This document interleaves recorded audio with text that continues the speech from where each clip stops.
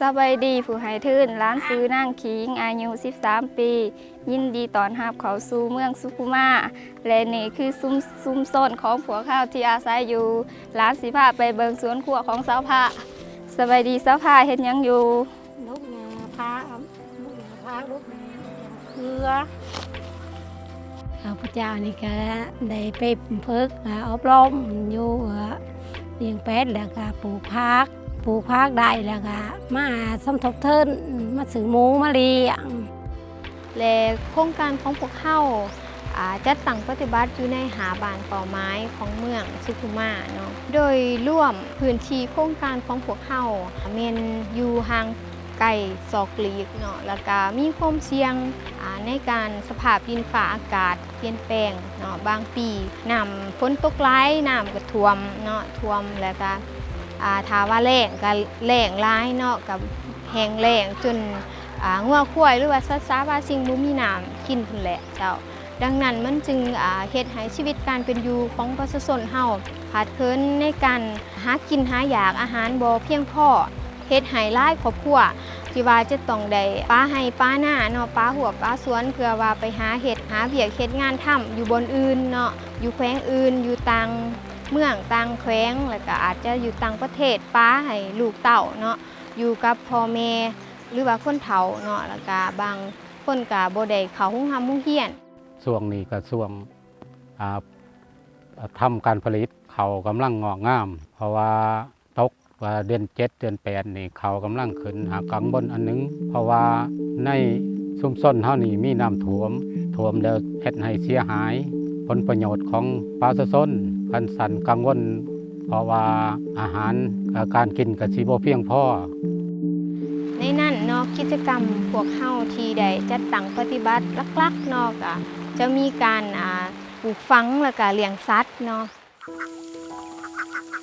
ผู้ค้าได้เลี้ยงเป็ดได้ปีป้ายแล้วอันผู้ค้านี่41โตนี่ผู้ค้าสิปลาไว้สมพันธุ์เพื่อเอาไว้กินแน่เวลานี่ลงทำอันแบบว่าเฮ็ดหน้าเฮ็ดไห้บ่ได้ไปหากินไปอาศัยเป็ดไข่ในลกพอได้มาขัวมาจื้นกินเมื่อก่อนนั้น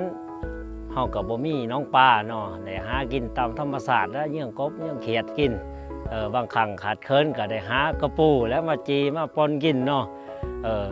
เป็นหน่อไม้หน่อตอกเนาะหลังจากที่เฮามีน้องปลาแล้วเนาะแล้วก็มีทั้งโครงการเนาะทั้งสุพรรณมิตรเฮาก็ได้มาช่วยเหลือเนาะทั้งเป็นลูกปลาเนาะแล้วก็มีการฝึกอบรมเนาะในการเลี้ยงแต่ละมื้อเฮาบางมื้อเฮาก็ได้เอาปลาในสาเฮานี่แล้วเนาะไปขึ้นมากินเนาะเพื่อบ่ได้ไปหากินหาอยากแล้วก็ได้เฮ็ดเกษตรเฮานี่ก็ได้สมบูรณ์เนาะได้ทันเวลาต่อฤดูการผลิตเนาะบ้านของพวกเฮามันทุกนั้นลำบากยามแล้งขาดทางน้ำให้ลูกบ้านเฮ็ดสวน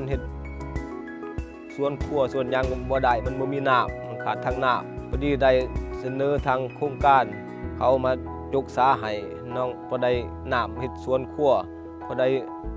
ปลูกมักแตงมักทั่วพอได้กินเลือกกินก็ขายพอได้ซื้อพริกเป็นนัวมาในครอบครัว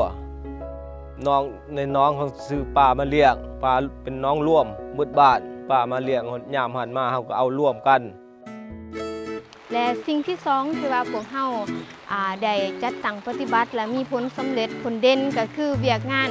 สาธารณะเนาะเฮาก็ได้มีกลุ่มแม่เนาะอยู่ในหาบ้านเป้าหมายของพวกเฮาในนั้นพวกเฮาได้สำเร็จการฝึกอบรมให้แก่อสบบ้านเนาะบ้านหนึ่ง2 ทานเนาะพร้อมด้วยพนักงานโรงหมอน้อยแล้วก็พนักงานสาธารณะเมืองในการฝึกอบรมดังกล่าวแม่นเพื่อเฮ็ดให้แม่เนาะหูวิธีเลี้ยงลูกเนาะแล้วก็เฮ็ดอาหารเสริมต่างๆหูวิธีอยู่กินสะอาดเนาะเว้าเรื่องเวียกงานนำสะอาดเว้าเรื่องการศึกษาก่อนวัยเรียนเนาะและเวียกงานปกป้องเด็กเนาะฉะนั้นข่อยจึงได้มาฝึกอบรมแม่2 ครั้งต่อ1 เดือนแล้วก็แม่ม่านก็ได้ฝึกอบรม มักบอ